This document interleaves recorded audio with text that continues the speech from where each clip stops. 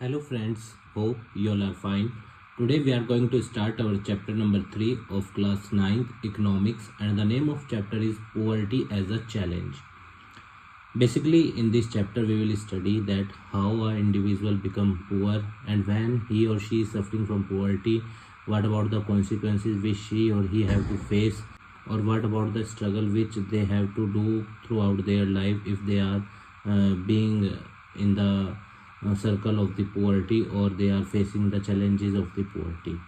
Numerous challenges are there, like social challenges, economic challenges, political challenges, we will see all of the following in the given chapter. So let us continue. Points to remember: poverty refers to a situation in which a person is not able to get the minimum basic necessities.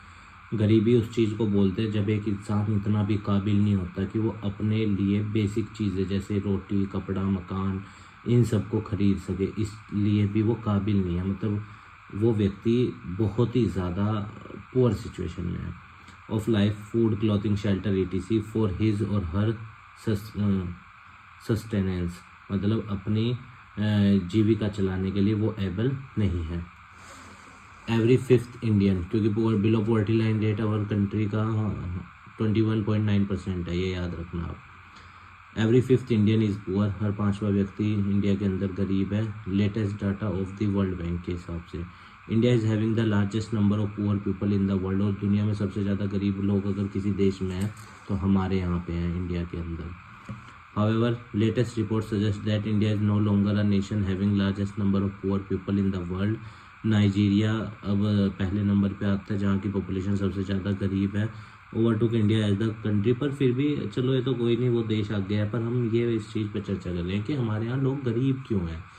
32 lakh square kilometre का area है, इतने सारे natural resources है, तो हम अपनी potential को use क्यों नहीं कर पा रहे हैं. द प्रॉब्लम इज़ कि हमारे यहाँ जो वेल्थ है वो कुछ ही हाथों में कंसंट्रेट है, रिसोर्सेज का डिस्ट्रीब्यूशन बहुत कम है. अर्बन पुअर्टी इंक्लूड्स, शहर में किस व्यक्ति को गरीब कहा जाता है? जो रिक्शा पुलर होता है, कोबलर हो गया, हॉकर्स हो गए, रैग पिकर्स हो गए, कूड़ा बिन जो चुगते हैं वो लोग, डेली वेजेस लेबरर्स हो गए. They do not have physical asset, इनकी कोई संपत्ति तो होती नहीं. जनरली लीव्स इन स्लम्स, और झुग्गी झोपड़ियों में ये लोग रहते हैं, पुअर्टी से ग्रस्त होते हैं. और देखो, जब हमारे पास संसाधन होते हैं हमारी लाइफ बहुत ईजी होती है, पर जब संसाधन नहीं होते, रिसोर्स हमारे पास नहीं होते, that time we understand the value of resources. So it is a request to you that please don't waste the resource. If God have given you the resources then respect them and make optimum and proper and efficient effective use of the resources which is given by the God to you. अब गांव में किस व्यक्ति को गरीब बोलते हैं? Rural poor in India includes landless farmer, जिसके पास ज़मीन नहीं है, agricultural labourer, small and marginal farmer, ये सब लोग रूरल एरिया में क्या होते हैं? गरीब होते हैं. Poverty as seen by social scientist, अब जो समाज की स्टडी करने वाले लोग हैं वो क्या कहते हैं? गरीबी को किस नज़र से देखते हैं?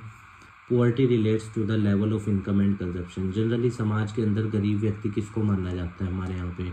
जिसकी कमाई कम हो या जिसके पास पर्याप्त संसाधन ना हो अपना कंजप्शन पूरा करने का, बेसिक नेसेसिटी का. Apart from this poverty is looked through other social indicators. इन दोनों के इनकम और कंजप्शन के अलावा भी गरीबी और आयाम से भी देखी जाती है, जैसे इलिटरेसी लेवल. जितना ज़्यादा एक व्यक्ति का इलिटरेसी होता है जनरली वो व्यक्ति उतना ज़्यादा गरीब होता है. Lack of general resistance due to malnutrition, body में न्यूट्रिशन की कमी. Lack of access to health care, उसके पास पैसे नहीं है हेल्थ अपना इलाज कराने के लिए. जॉब अपॉर्चुनिटीज़ नहीं है, या ड्रिंकिंग वाटर नहीं मिल रहा साफ़, या सैनिटाइजेशन. इन सब बेसिस पे भी पॉवर्टी को मेज़र किया जाता है. इसी के बेसिस पे ह्यूमन डेवलपमेंट इंडेक्स भी निकलता है. ठीक है. Social exclusion, let us see. According to this concept poverty is seen in term of, अब देखो सोशल एक्सक्लूजन क्या होता है? जब किसी व्यक्ति को या किसी ग्रुप को जानबूझकर रिसोर्सेज को यूज़ करने ना दिया जाए, उसे वंचित रखा जाए, तो वो व्यक्ति क्या बन जाता है? पुअर, क्योंकि उसको सोसाइटी में कोई एक्सेप्ट ही नहीं कर रहा, तो वो व्यक्ति गरीब ही तो बनेगा ना. इसलिए सोशल एक्सक्लूजन की वजह से भी इंडिया के अंदर बहुत से लोग गरीब रह जाते हैं. मेनली पास्ट में क्या होता था? SC/STs को सोशली एक्सक्लूड किया जाता था. आज तो चलो हम सब इक्वल हैं. इवन एबोलिशन ऑफ अनटचेबिलिटी भी कॉन्स्टिट्यूशन में मेंशन है, आर्टिकल 17 में है ना. According to this concept, poverty is seen in terms of the poor have to live only in a poor surrounding with the poor people. और generally एक गरीब व्यक्ति आप जनरली देखना वो कैसे इलाके में रहता है, जहाँ पे गरीब लोग रहते हैं या जहाँ पे मतलब कि अच्छे घर नहीं बने हुए, झुग्गी झोपड़ियाँ, ऐसे में ही रहता है गरीब इंसान, क्योंकि उसके पास कुछ है ही नहीं, तो वो बड़ी कॉलोनीज़ में या पोर्श इलाकों में तो जाके रहने से रहा। वल्नरेबिलिटी क्या होती है? देखो, जब एक इंसान गरीब होता है, एक तो वो सोशली एक्सक्लूड होता है, दूसरी बात उसके पास संसाधन भी नहीं होते, और गरीबों के अंदर भी सबसे गरीब लोग होते हैं, है ना। तभी तो गवर्नमेंट भी 2 तरह के राशन कार्ड बनाती है, वाइट एंड पिंक। वाइट गरीबों के लिए, पिंक मोस्ट वल्नरेबल सेक्शन के लिए। Vulnerability to the poverty is insecure which describe the greater probability of certain communities और इंडिविजुअल ऑफ बिकम और remaining poor in the coming years. Vulnerability क्या होती है? देखो, जब एक व्यक्ति गरीब होता है तो फिर वो लंबे समय तक क्या रहता है? गरीब ही रहता है। क्यों? क्योंकि उसके पास संसाधन या वो सब चीज़ें तो होती नहीं, तो बहुत लंबे समय तक उसको उसी गरीबी में प्रॉब्लम्स को फेस करना पड़ता है। क्योंकि देखो, जिसके पास संसाधन है उसके लिए लाइफ में आगे बढ़ना बहुत आसान है, पर जिसके पास कुछ नहीं है ना, उसके लिए स्ट्रगल बहुत ज़्यादा होता है, क्योंकि उसको ज़ीरो से शुरुआत करनी पड़ती है। अब पुअर्टी लाइन क्या होता है? इंडिया के अंदर ना गवर्नमेंट ने एक पुअर्टी लाइन डिसाइड कर रखी है, गरीबी रेखा। जो इस लाइन से ऊपर होते हैं उसको गवर्नमेंट पुअर नहीं मानती, जो इस लाइन से नीचे होते हैं उसको पुअर मानती है। अब ये इनकम के बेस पे भी निकलती है और कंजप्शन के बेस पे भी, है ना। इनकम के बेस पे जैसे हमारे यहाँ रूरल एरिया के लिए 816 रुपये पर मंथ है, अर्बन के लिए 1000 रुपये है। और कंजप्शन बेस पे कैलोरी मतलब फूड इनटेक से जितनी हमें ताकत मिलती है, हमारे यहाँ रूरल के लिए 2400 कैलोरी डिसाइड की गई है और अर्बन के लिए 2100 कैलोरी। आइए देखते हैं। A person is consider poor if his और हर इनकम और consumption level falls below a given minimum level necessary to fulfil basic need. इससे अगर नीचे है तो उस पर्सन को क्या माना जाता है? गरीब। The minimum level is referred to as poverty line, और इसी मिनिमम लेवल को क्या कहा जाता है? गरीबी लाइन। अब गरीबी लाइन वर्ल्ड बैंक के हिसाब से अलग है, जैसे उसके हिसाब से $1.92 पर डे है ना। हर संस्था अपने हिसाब से अलग रखती है। Determination of poverty line in India, let us see first calorie requirement. मैंने अभी आपको बताया रूरल एरिया के लिए 2400 कैलोरी पर डे और शहरों के लिए 2100 कैलोरी पर डे। अगर एक व्यक्ति को मिल रही है तो वो गरीब नहीं है, और अगर इससे कम उसका इनटेक है डेली का तो फिर वो पुअर है। लेट अस सी इनकम कंजप्शन। आप इसको इसी तरह लिखना पैराग्राफ में, ये इंपॉर्टेंट था। The monetary expenditure per capita means कि एक इंसान के हिस्से में कितना खर्च करने का आता है, ठीक है। Needed for buying request calories requirement in term of food grains खरीदने के लिए हमें कम से कम इतना पैसा तो चाहिए ही होगा। It is revise periodically, time to time इसको रिवाइज किया जाता है, क्योंकि इन्फ्लेशन रेट, महंगाई भी तो होती है ना, उसकी वजह से। On the basis of this calculation for the year 2011-12 के हिसाब से एक पर्सन के लिए 972 रुपये तय किए थे रूरल एरिया में, और 1000 रुपये तय किए थे अर्बन। एक बार आप इस 972 को चेक कर लेना, ये 816 भी हो सकता है शायद, है ना, क्योंकि मैंने कहीं पे पढ़ा था 816 था, तो एक बार आप नेट पे देख लेना इसको। ₹1000 for the urban area. These estimates were given by Tendulkar committee. हाँ, ये याद रखना है, पुअर्टी के मेजरमेंट के लिए बनाई गई थी तेंदुलकर कमेटी, ये पूछ सकता है आपसे। हावेवर द प्लानिंग कमीशन, अब प्लानिंग कमीशन आप जानते हो हमारे यहाँ पे इंडिया के अंदर 1950 में बना, ठीक है ना। इसकी जिम्मेदारी थी 5 ईयर प्लान्स बनाने की, और 2015 में इसका नाम बदल के नीति आयोग हुआ। Niti, national institute of transforming India. इसका चेयरमैन इंडिया के प्राइम मिनिस्टर होते हैं, याद रखना। तो planning commission had appointed another committee in 2012 में, इन्होंने सी रंगाराजन की अध्यक्षता में राजन कमेटी। बहुत सारी कमेटी बनी है, गडगिल कमेटी होगी, है ना, बहुत सारी कमेटीज़ हैं जो गरीबी के लिए मेजरमेंट के लिए बनाई गई है। तो द रंगाराजन कमेटी ने जून 2014 में अपनी रिपोर्ट सबमिट की, जिसके अंदर इन्होंने बताया कि it raise the poverty line for rural area 972 रुपये। अच्छा, पहले 816 थी, 972 की गई फिर उसको, और अर्बन के लिए 1407 रुपये। अब ज़रा 1407 को 30 से डिवाइड करके देखना, क्या ये जो दिन के 50 रुपये निकलते हैं, फॉर एग्जांपल 50 के हिसाब से 1500 होगा, 50 से भी कम रुपए में क्या एक व्यक्ति डेली इस इन्फ्लेशन वाली कंट्री में सर्वाइव कर सकता है? नामुमकिन, है ना। वल्नरेबल ग्रुप्स कौन से होते हैं जिसको बहुत प्रॉब्लम फेस करनी पड़ती है? एक तो वो पुअर हैं, ऊपर से वो सोशली एक्सक्लूड भी होते हैं, तो उनके साथ ज़्यादा दिक्कतें होती हैं, क्योंकि वो कभी भी उस सर्कल से, पुअर्टी के सर्कल से बाहर नहीं आ पाते। पहले के ज़माने में होता था ये। आज तो we all are equal. Schedule tribes and schedule caste, agricultural labourers, casual labourers, दिहाड़ी मजदूर, ये सब क्या होते थे, वल्नरेबल ग्रुप की कैटेगरी में कंसिडर किया जाता था इनको। इंटर स्टेट डिस्पैरिटीज़ भी एक प्रॉब्लम है हमारे देश के अंदर। एक राज्य ऐसा है जो बहुत अमीर है, ठीक है ना, फॉर एग्जांपल गोवा। एक राज्य ऐसा है जो बहुत गरीब है, फॉर एग्जांपल उड़ीसा या उधर है ना बिहार हो गया। तो कहने का मतलब क्या है कि इंटर स्टेट डिस्पैरिटीज़ बहुत ज़्यादा हैं। किसी राज्य के पास बहुत संसाधन है और किसी राज्य के पास संसाधन बहुत कम है। जैसे the proportion of poor people is not the same, her state में अलग अलग है। बिहार और उड़ीसा जो है वो इंडिया के पुअरेस्ट स्टेट है, क्योंकि लिटरेसी है ना वो सब इधर ज़्यादा है बहुत। पुअर्टी डिक्लाइन, पर भारत के अंदर राज्यों में पुअर्टी घटी भी है। जो राज्य संपन्न है, जहाँ पे लोगों का लिटरेसी रेट हाई है, लोग मेहनत बहुत ज़्यादा कर रहे हैं, वहाँ पे पुअर्टी घटी भी है। जैसे पंजाब हरियाणा में एग्रीकल्चर ग्रोथ बहुत ज़्यादा है, क्योंकि फर्टाइल लैंड है, इस वजह से यहाँ गरीबी कम हुई है। केरला में लिटरेसी रेट बहुत ज़्यादा है, ह्यूमन रिसोर्स डेवलपमेंट या ह्यूमन कैपिटल फॉर्मेशन पे ज़्यादा फोकस है, वहाँ पे गरीबी कम हुई है। वेस्ट बंगाल और केरला में लैंड रिफॉर्म भी सक्सेसफुल रहे थे, ये भी याद रखना है। लैंड रिफॉर्म वाला पॉइंट केरला में भी लिख लेना। आंध्र प्रदेश और तमिलनाडु में पीडीएस सिस्टम की वजह से गरीबी खत्म हुई है। Public distribution of food grains के अंदर क्या होता है, जिसमें गवर्नमेंट मिनिमम लेवल की जो नीड्स होती हैं एक व्यक्ति की फूड की ग्रेन्स की, वो गवर्नमेंट प्रोवाइड करती है ना। पीडीएस सिस्टम, कोटा आपने सुना होगा, white ration card and pink ration card. National sample survey organisation, ये संस्था गरीबी के डाटा को भी इकट्ठा करती है, याद रखना। पर अब ना नेशनल सैंपल सर्वे ऑर्गेनाइजेशन और जो इंडिया में ये मेज़र करती थी national income, central statistical organisation, NSSO plus CSO, इन दोनों को एक कर दिया एनएसओ, नेशनल स्टैटिस्टिकल ऑफिस है ना। तो इस तरह से याद रखना, अब एनएसओ संस्था है। This organisation estimates the poverty line periodically, ये time to time poverty line को तय करते हैं, नॉर्मली एवरी 5 ईयर में, हर 5 साल में है ना, बाय कंडक्टिंग सैंपल सर्वे करा के। ग्लोबल पुअर्टी सिनेरियो देखते हैं आइए। According to the world Bank definition है ना, जो पर्सन 1.90 या 92, कहीं पे 92 मेंशन है, तो जो व्यक्ति पर डे कमा लेता है वो गरीब नहीं है। इन 2013 दुनिया में 10.7% लोग गरीब थे, जो $1.9 से कम कमाते थे दिन का। बताओ, $1.9 ऐसे समझ लो 150-160 रुपये है ना। इंडिया में तो चलो फिर भी 160 में सर्वाइवल हो जाए, पर और कंट्रीज़ में, ये जैसे यूरोपियन कंट्रीज़ हो गई, तो बहुत एक्सपेंसिव है। द सस्टेनेबल डेवलपमेंट गोल, अब सस्टेनेबल डेवलपमेंट का मतलब होता है कि हम संसाधनों का इस तरह यूज़ करेंगे कि आने वाली जनरेशन के लिए संसाधन बच सके, है ना। तो हमें जितने भी संसाधन नेचुरल हैं या मैन मेड हैं, उनका इस तरह यूज़ करना है इफेक्टिवली और एफिशिएंटली, ताकि आने वाली पीढ़ियों के लिए भी संसाधन बच सके और चीज़ें पॉजिटिव मैनर में आगे बढ़ें। तो लेट अस सी सस्टेनेबल डेवलपमेंट है ना।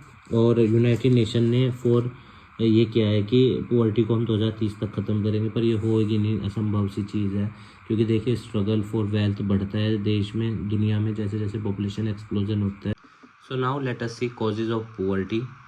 Policies of the British era, देखो जो अंग्रेज़ हमारे यहाँ थे उनकी जो पॉलिसीज़ थी उसकी वजह से भी हमारे देश का बहुत ज़्यादा जो वेल्थ था उसका आउटफ्लो टू ब्रिटेन हुआ, जिसके चलते हमें बहुत ही ज़्यादा प्रॉब्लम्स को फेस करना पड़ा।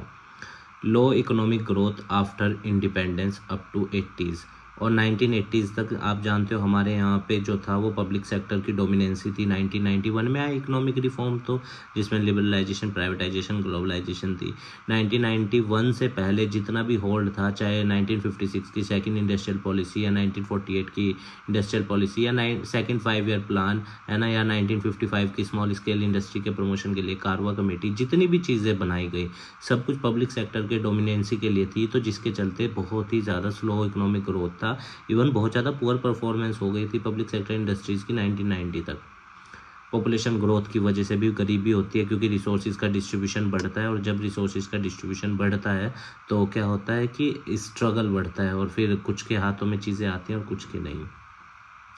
Limited success of green revolution, आप जानते हो कुछ ही इलाकों में था। 1966 में MS स्वामीनाथन लाए थे इसको, है ना। वीट, राइस, बाजरा, ज्वार, मेज, मेनली वीट राइस 2 फसलें थी इसके अंदर। शुरुआत में फर्स्ट फेज में पैट पंजाब, आंध्रा और तमिलनाडु इलाके में था, बाकी रेस्ट ऑफ द इंडिया में बाद में आया। इससे फूड ग्रेन प्रोडक्शन बढ़ा, पर इसके नेगेटिव कॉन्सिक्वेंसेज भी थे, जैसे high risk of paste attack, irrigation cost ज़्यादा थी, वो सब चीज़ें। अनइक्वल डिस्ट्रीब्यूशन ऑफ लैंड, अब ये भी एक प्रॉब्लम है। हालांकि गवर्नमेंट ने लैंड रिफॉर्म भी किए पर लूप होल्स की वजह से लैंड रिफॉर्म के अंदर वो फेल हो गए। अनइक्वल डिस्ट्रीब्यूशन में क्या था, जैसे आप जानते हो कि कुछ लोगों के पास तो ज़मीन बहुत ज़्यादा है और कुछ के पास कुछ है ही नहीं, है ना, landless labourers. Social cultural factor भी एक इम्पोर्टेंट फैक्टर होता है, सोशल एक्सक्लूजन, है ना, या फिर आप कह सकते हो रिलीजियस डोमिनेंसी। सोसाइटी के अंदर एक पर्टिकुलर ग्रुप क्यों नहीं है, दूसरे को सोशली एक्सक्लूड कर दिया, तो जिसके चलते वो गरीब रह गया। एंटी पॉवर्टी मेजर, अब दो तरीक़ों से हम गरीबी को कम कर सकते हैं। Promotion of economic growth, there is a strong link between economic growth and poverty reduction, के बीच में स्ट्रॉन्ग लिंक होता है, ठीक है ना, क्योंकि अगर देखो देश तरक्की करेगा तो गरीबी कम होगी, ये जाहिर सी बात है। Economic growth widens targeted anti poverty programme, दूसरा तरीका गवर्नमेंट ने जो अपनाया वो क्या था, एंटी पुअर्टी प्रोग्राम चलाया, जैसे MG नरेगा, है ना, 2005 में 100 डेज़ का वर्क एश्योरेंस है इसमें, MG नरेगा योजना में। तो ये चीज़, दूसरा पॉइंट इकोनॉमिक ग्रोथ के अंदर हो सकता है कि अपॉर्चुनिटीज़ एंड ग्रोथ वाइडेंस, जब देश तरक्की करता है तो अपॉर्चुनिटीज़ बढ़ती है, संसाधन जो हैं उनमें अगर हम इन्वेस्ट करेंगे तो ह्यूमन डेवलपमेंट भी होगा। Human the poor may not be able to take advantage for the opportunities created by economic growth. पर कई बार क्या होता है, देखो अगर भले ही देश इकोनॉमिक ग्रोथ कर भी रहा है, गरीब तक कुछ पहुंचता ही नहीं। क्यों? क्योंकि ग्रोथ का फ़ायदा भी जिसने ग्रोथ में इन्वेस्टमेंट किया उसी को ही तो मिलेगा। इनडायरेक्ट फ़ायदा मिल सकता है, मैं समझता हूँ, बट डायरेक्ट फ़ायदे में इश्यूज आ जाते हैं।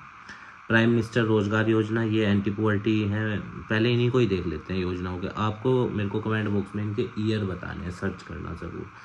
स्वर्ण जयंती ग्राम स्वरोजगार योजना, प्रधानमंत्री ग्राम उदय योजना, अंत्योदय अन्न योजना, ये तो पीडीएस सिस्टम के लिए मान सकते हो आप। इसमें 3 किलो गेहूँ और 2 किलो चावल मिलता है ना। और अब तो बहुत सब्सिडाइज रेट में मिलता है, जैसे शायद 2 रुपये किलो के आसपास गेहूँ है और 3 रुपये 4 रुपये किलो के आसपास चावल मिलता है, वो देख लेना आप रेट, है ना। और कोरोना के बाद से तो ये फ्री में ही मिल रहा है कोटों के अंदर। प्रधानमंत्री गरीब कल्याण, इस तरह की एक योजना है, उसको देख लेना आप उसके तहत, ठीक है। Growth also increase the government revenues, जब देश ग्रोथ करता है तो गवर्नमेंट की कमाई भी बढ़ती है ना। And consequently it could afford the programme for poverty reduction, और जब गवर्नमेंट की कमाई बढ़ेगी तो गवर्नमेंट और पैसा खर्च करेगी, फंडिंग खर्च करेगी, MG नरेगा जैसी योजनाओं के फंड्स बढ़ाएगी। और जब गवर्नमेंट के कमाई के स्रोत कम होते हैं, क्योंकि देखो जब एक्सपेंडिचर गवर्नमेंट का ज़्यादा होता है ना और रिसिप्ट कम हो तो गवर्नमेंट को फिस्कल डेफिशिएट होता है ना। Fiscal deficit is equal to what, total expenditure minus total receipt excluding borrowings. तो गवर्नमेंट के ऊपर बहुत ज़्यादा प्रेशर आ जाता है जब एक्सपेंडिचर्स इनकम के ज़्यादा हो, और हर साल हमारा बजटरी डेफिशिएट बढ़ता जा रहा है। That is why these two strategies are also, तो इसीलिए एक तो इकोनॉमिक ग्रोथ करना ज़रूरी है और एंटी पॉवर्टी प्रोग्राम चलाने बहुत ज़रूरी है, अगर हमें गरीबों की संख्या कम करनी है या गरीबों की संख्या को कम करना है। The economic growth up to the early 1980s and 1990s and the level of poverty is direct evidence of connection between economic growth and poverty reduction. मैंने आपको बताया पब्लिक सेक्टर का होल्ड था 1990 तक, जिसके चलते देश के अंदर पुअर परफॉर्मेंस थी। इवन हमारा देश का $7 बिलियन का फॉरेक्स रिजर्व डेफिशिएट में था। ये IMF और वर्ल्ड बैंक ने हमसे कहा कि अगर तुम्हें पैसा चाहिए तो अपने देश को ओपन इकोनॉमी बनाओ। फिर हम ये LPG लेके आए थे, लिबरलाइजेशन प्राइवेटाइजेशन एंड ग्लोबलाइजेशन, 1991। उस time finance minister doctor Manmohan Singh ji थे। But the question arise how the growth helps in reduction of poverty, growth कैसे मदद करती है। देखो जब ग्रोथ बढ़ती है देश के अंदर तो क्या होता है, अपॉर्चुनिटीज़ उत्पन्न होती हैं, और जब अपॉर्चुनिटीज़ होती हैं तो एम्प्लॉयमेंट जनरेट होता है। इसका बेस्ट एग्जांपल ग्रोथ के लिए मेड इन इंडिया प्रोग्राम भी बहुत अच्छा इनिशिएटिव है, जिसके अंदर इंडिया के अंदर ही प्रोडक्ट्स को बनाया जाता है ना, तो वो एक अच्छा इनिशिएटिव है। Conceptually, rapid economic growth works through 2 channels. It create well-paid jobs and raise real wage. देखो जब बहुत ज़्यादा तेज़ी से इकोनॉमिक ग्रोथ होती है तो लोगों की जो रियल वेजेस हैं वो भी बढ़ती हैं। Both factor raises income of poor household thereby directly reducing the poverty. और जैसे जैसे देश के अंदर मतलब कि इनकम बढ़ती है लोगों की गरीबी कम होती है। ये तो जाहिर सी बात है क्योंकि लोगों का स्टैंडर्ड ऑफ लिविंग और परचेजिंग पावर बढ़ती है। Further with increase income the household are able to spend in education and health services. और जब लोगों की कमाई बढ़ेगी तो वो एजुकेशन और हेल्थ पे खर्च करेंगे, जिससे और ज़्यादा ह्यूमन कैपिटल फॉर्मेशन होगा देश के अंदर। This spending in education and health helps in reduction of poverty in the long run. और लंबे समय में जब एक व्यक्ति एजुकेटेड होगा, बढ़िया पैसा कमाएगा, तो गरीबी और कम होगी। More income leads to more investment in business and industries, thereby creating more employment. और जितना ज़्यादा इन्वेस्टमेंट होगा, जितना ज़्यादा बिजनेस होगा, इंडस्ट्रीज़ होंगी, उतना ही ज़्यादा एम्प्लॉयमेंट जनरेट होगा। अब यहाँ पे एक नेगेटिव कॉन्सिक्वेंस भी ध्यान रखना, जितनी ज़्यादा इंडस्ट्री लगती है, एनवायरनमेंट पोल्यूशन भी उतना ज़्यादा बढ़ता है, ये भी आप ध्यान रखना। And consequently reduction in poverty, गरीबी तो कम हो जाएगी। जैसे अब दिल्ली में देखो, लोग मतलब कि पुअर्टी रेशो कम है बहुत, पर पोल्यूशन रेशो कितना ज़्यादा है ना। तो पॉजिटिव कॉन्सिक्वेंसेस और नेगेटिव दोनों हैं, कुल मिला के एक ही सॉल्यूशन है, that is population control. Rapid economic growth lead to the growth in government revenue. अगर देश की ग्रोथ होगी तो गवर्नमेंट के रिवेन्यू बढ़ेंगे, स्रोत बढ़ेंगे, तो सही बात है। The government use these increase revenue in running various welfare programme. और गवर्नमेंट इस पैसे को कहाँ यूज़ करती है, गरीबों के लिए, ये जैसे इंफ्रास्ट्रक्चर डेवलपमेंट में, वेरियस इकोनॉमिक पॉलिसीज़ चला के, सब्सिडाइज दे के, है ना, पेंशंस दे के। Revenue that India could afford, Mahatma Gandhi national rural employment guarantee scheme and near universal public distribution system, है ना, ये PADS सिस्टम भी बहुत अच्छी चीज़ है, या MG नरेगा बहुत अच्छी चीज़ है। इनके ज़रिए भारत के अंदर गरीबी की संख्या को हम कम कर सकते हैं। MG नरेगा की अगर हम बात करें, इसका एम है कि assuring employment to every rural household. अब देखो इसमें क्या होता है, जैसे मान लो एक वर्कर है, वो MG नरेगा में रजिस्टर्ड वर्कर है। अब मान लो उसे हफ्ते में 5 दिन काम मिला, 2 दिन नहीं मिला, तो वो 2 दिन इस योजना के तहत भी उसको सस्टेनेबल एम्प्लॉयमेंट प्रोवाइड कराने की कोशिश की गई है। 100 डे का इसमें वर्क एश्योरेंस है। 1/3 जॉब्स जो हैं वो वुमेंस के लिए रिजर्व हैं इसमें, that is also a good thing. इससे वुमेन एम्पावरमेंट और वुमेंस का जो देश के में इकोनॉमिक ग्रोथ में पार्टिसिपेशन है वो बढ़ेगा, क्योंकि वुमेंस का कंट्रीब्यूशन सिर्फ 13 करोड़ 60 लाख के आसपास महिलाएं हैं जो काम करती हैं देश के अंदर, वर्क फोर्स में काउंट होती हैं, जो वर्कर हैं, क्योंकि वर्कर उसी को माना जाता है हमारे यहाँ जो देश में इकोनॉमिक एक्टिविटी कर रहा है, ठीक है ना। नॉन इकोनॉमिक एक्टिविटी करने वाले को वर्कर नहीं माना जाता। If an applicant is not provided employment within 15 days, he or she is entitled to a daily unemployment allowance भी उसको मिलेगा अगर उसको 15 दिन के अंदर अंदर इस योजना के तहत काम नहीं मिल पाया। और मिनिमम वेजेस के तहत इसके अंदर वेजेस दी जाती है। अब मिनिमम वेजेस एक्ट में हमारे यहाँ वेजेस भी तो बहुत कम है, 200 रुपये के आसपास है। अब बताओ 200 रुपये में क्या होता है आज के दौर में डेली। प्राइम मिनिस्टर रोजगार योजना, ये 1993 में आई थी। इसका एम क्या था, to create self employment opportunity, ठीक है। तो ये एक अच्छा इनिशिएटिव है। इसी के साथ ना एक ट्राइसैम योजना भी थी, उसका ईयर आप सर्च करके बताना। ट्राइसैम में था यूथ के एम्प्लॉयमेंट देने के लिए, है ना। तो एजुकेटेड अनएम्प्लॉयड यूथ को इस योजना के तहत एम्प्लॉयमेंट देने के लिए। Help in setting up small businesses and industries. अच्छा, इसमें ना एक चीज़ और लिख सकते हो, जैसे ये भी एक अच्छा इनिशिएटिव था, प्रधानमंत्री मुद्रा योजना। इसके तहत वो लोन दिए जाते थे, है ना, 50,000, 5 लाख और 15 लाख तक के। The challenges ahead and new approaches in poverty reduction. The Sustainable Development Goal (SDG) of the United Nations call for ending the। अब इनका गोल है कि 2030 तक गरीबी कम करना, पर पॉपुलेशन एक्सप्लोजन की वजह से यह संभव चीज़ है। In the context reduction of poverty require innovative approach in our country. हमारे देश में तो बहुत ज़्यादा ज़रूरत है इसको कम करने की, क्योंकि 145 करोड़ से ज़्यादा है। फर्दर विद डेवलप हमारी population, further with development it is expected that the definition of poverty would change. और आने वाले वक्त में गरीबी की डेफिनेशन भी बदलेगी।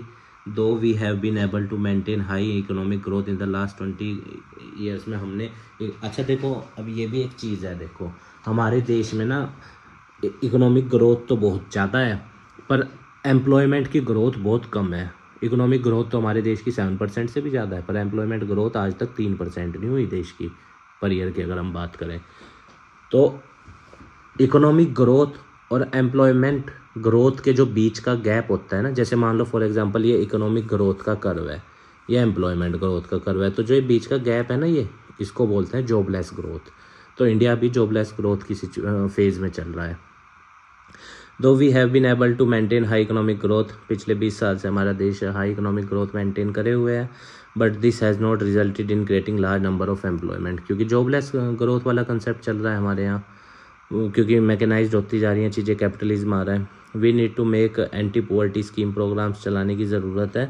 और कुछ और जो नाम है जैसे जनधन योजना, जीरो बैलेंस वाले अकाउंट खोले गए थे, है ना, डायरेक्ट सब्सिडीज़ या जो चीज़ें थी वो उसके अकाउंट में जाती थी। और फाइनेंशियल सेक्टर में जो था इन्वॉल्वमेंट भी रूरल एरियाज़ के लोगों का बढ़ा, है ना, फाइनेंशियल सेविंग्स भी बढ़ी।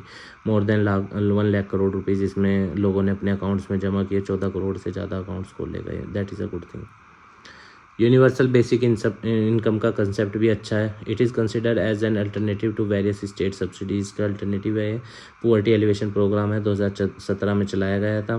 दो it is still at discussion level, the universal basic income envisages paying the beneficiaries directly into their bank account to help reduce leakage.